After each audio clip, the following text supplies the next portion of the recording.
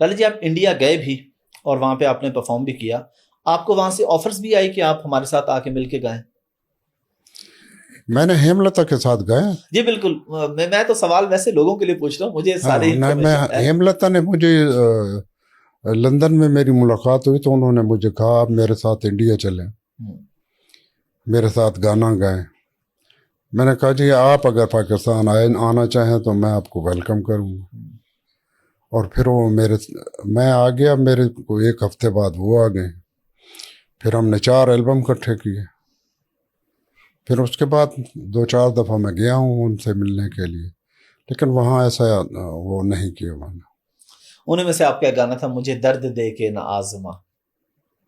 मुझे याद नहीं। हाँ, मैं मुझे बल्कि जब मानचेस्टर में एक दफा हम लोग बैठे थे तो आपको ना किसी ने, अतर आशिक भाई ने शायद, किसी ने कहा कि यार ये गाना है लाला जी, इसका दौड़ा जो है तो वो कोई सुना दें। आपने कहा यार मुझे तो याद नहीं है, तो फिर मैंने आपको पूरा बताया था। मुझे ये नहीं, आपका इतनी चीजें याद है। अच्छा तो अच्छा। अच्छा, आपको वैसे अपना कितने कलाम याद है? मुझे तो एक लाइन याद नहीं। अच्छा। हाँ। और जब तक डायरी सामने ना हो तो? हाँ बिल्कुल, सामने शुरू से ही होती है, लेकिन अब तो मेरा ज़हनी उम्र के साथ साथ यादाश्त जाती रही है, तो अब तो बहुत ज़रूरी होती है। वैसे कमो बेश कितने गाने गाए हैं आपने? शुमार नहीं किया। अभी कल एक दोस्त ने मुझे गाना पीटीवी का एक गाना भेजा है। मैं सुन के हैरान हो गया, मैंने कब गाया है और कैसे गाया है। एक ब्लैकबर्न में मेरा यूके में दोस्त था, उसने मुझे कहा ये गाना मुझे नहीं मिल रहा, आपने गाया है तो ये गाना मुझे ढूंढ के दे। मैंने कहा तेरा दिमाग खराब है, मैंने तो ये गाना गाया ही नहीं। अच्छा। बड़ी हमारी शर्तें लग गई ये वो।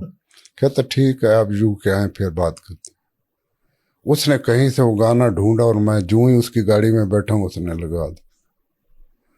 यानी इतना काम किया मुझे शुमार जी जी नहीं, बिल्कुल क्योंकि ऐसे। रेडियो का, टेलीविज़न का, फोक हेरिटेज का, मुख्तलिफ चैनल्स का, मुख्तलिफ कंपनियों का, कुछ याद नहीं। लाला जी, आजकल जो रिकॉर्डिंग्स होती हैं वो तो बड़ी प्लान करके, और एक एक गाना आपने एक ही सीडी में 4-4 एल्बम रिकॉर्ड करवाए, तो वो किस तरह ये सारी प्लानिंग होती थी? कंपोजिशन कौन करता था? जितनी कैसे ये आइडिया? आसानियां अब है मैं 10 कर दूंगा। जी जी बिल्कुल, अब तो हर चीज बहुत आसान हो गई है। बहुत आसान हो। ये बच्चे तो मेहनत नहीं करते। एक ट्रैक बना के, ट्रैक आपने बनाया, अरेंज मैंने किया, धुन किसी ने बनाई, वन लाइन किसी ने लिखी, वीडियो किसी ने बनाई, और वो कहते हैं सब कुछ हमने खुद किया है। वो देखते भी खुद हैं, सुनते भी खुद हैं। आपके दौर में भी गुंजाइश थी एडिटिंग की कि अगर कुछ साउंड बेहतर करना हो, ये वो नहीं, चीजों? जब मैं शुरू किया उस वक्त नहीं थी। अच्छा, उस वक्त नहीं थी। नहीं, उस वक्त एक मसलन 50 म्यूजिशियन बैठे हैं, जी। उनमें से एक भी गलत हो गया तो खान का बच्चा सिफर से शुरू कर। अच्छा। हाँ, गलती की कोई गुंजाइश नहीं होती। ये तो अब बाद में ट्रैक सिस्टम आया, पहले 2 ट्रैक आया, फिर 4 ट्रैक आया, फिर 16 ट्रैक आया, फिर 8 ट्रैक आया, फिर अब तो 36 ट्रैक के वो आ गए हैं। और अब तो लैपटॉप ने हर चीज़ को बिगाड़ दिया। उसके साथ एक कीबोर्ड हो, एक इस तरह का माइक हो, वही आप स्टूडियो बना लो। बहुत आसान हो गई। एक लाइन आई ठीक नहीं हुई, कल आके कर लो, कल ठीक नहीं हुई, परसों आके कर लो।